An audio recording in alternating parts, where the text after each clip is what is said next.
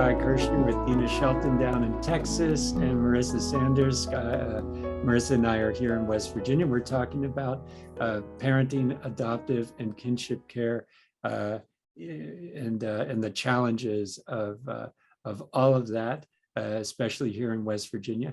And Marissa, you were just saying it's really interesting to think about how our parenting styles are developing, especially given how we were parented and how that influences us positively and creates a challenge for us. Do you want to say more? Yeah, in the last episode, we were just talking about having the opportunity to rehearse or practice different scenarios with our kids, and in order to give us some time, and partly to give them the practice, but also to give us the ability to think about how we want to respond to that scenario. And the example used was if they break something and they come to me and they say, I broke something, and my response is, you did what? You know, they're not going to want to come to me the next time they break something. And I was thinking about how in my home, that was the response. There was a very strong negative response if I broke something. Breaking things was not okay. And I didn't really know a different way to respond when my child broke things.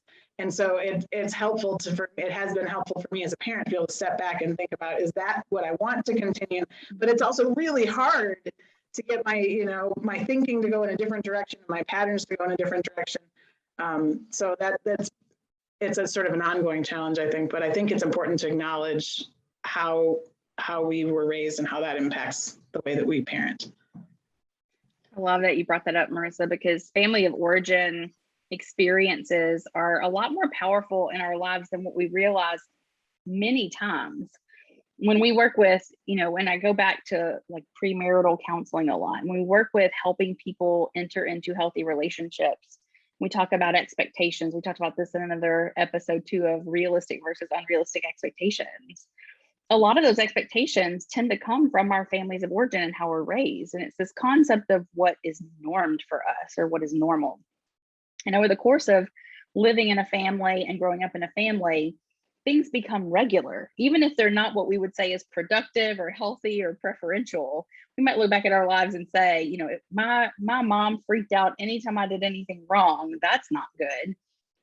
But because it was the pattern and we learned how to kind of emotionally regulate within that, we may repeat the same things because norms are more powerful even than thoughts and decisions that we make. We tend to default to what has been regulated in us. And so to shift from that takes a lot more work. It's part of the reason why earlier intervention, counseling, and guidance from counselors, coaches, parenting coaches, small groups, church groups, things like that, guidance on the earlier side can be even more helpful before it gets really, really bad, because we have the chance to look at these norms and go, oh, I kind of do it like my mom or dad did it. And that's really not what I want to do. So how do I rearrange that? It takes a lot more work than just deciding you want to do it differently, because we'll default back to those normal patterns without even thinking about it. That's just kind of what we go back to.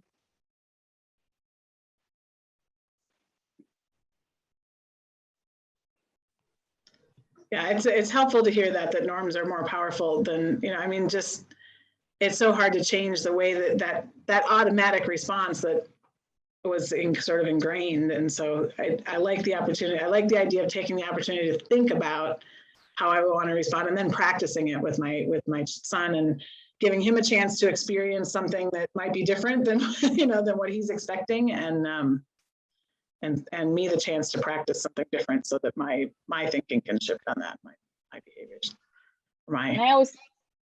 patterns. And I always think about practical steps, because a parent might say, well, how do you even do this, right? Someone watching might say, well, what do you do to shift that then? And a lot of times, one of the first things that is a really good step is to sit down with your kid or kids outside of the heat of one of those scenarios and say, I've been thinking about it, and here's what I've noticed I'm doing, and that's not how I want to do things. So I'd like for us to talk together about how to make a plan for this to go differently, because in those moments, you're not happy, I'm not happy. Aftermath, we're not happy. So what do we need to shift? How could I be different? How can you be different? And do that together so that you're working with your kid on family dynamics and relational dynamics, rather than just telling them what to change and letting them know, well, I'm an adult and I'm working on myself too, but that it's part of a process that we're working on together, because this is a relational component. Yeah, I love that. I really like what you were saying about, if you can catch these earlier. I'm reminded of maybe Stephen Covey's metaphor of if you're flying on a plane from New York to Los Angeles, if if you go off course in the beginning, you can make a little correction and you're right back on course.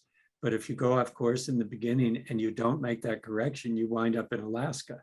But the longer you let something go, the harder it is to get back on course. Because if I don't catch it early, when it's easier, because apparently if you're flying between New York and Los Angeles, you're off course 90% of the time. But